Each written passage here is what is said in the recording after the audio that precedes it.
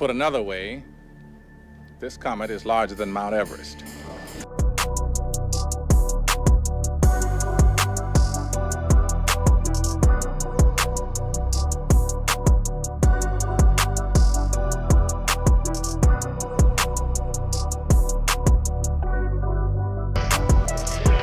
According to my calculations, the Earth will either collide with or come into close proximity to a comet. A comet. The Earth will either collide with or come into close proximity to a comet. You're a liar, Trump. There's not going to be any rain of fire. Can you deny the meteorites will come? Can you deny the comet?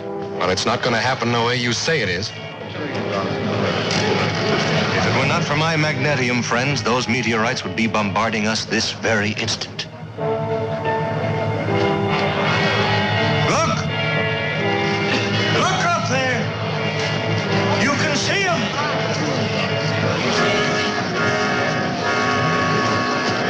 By the billions, you can see them!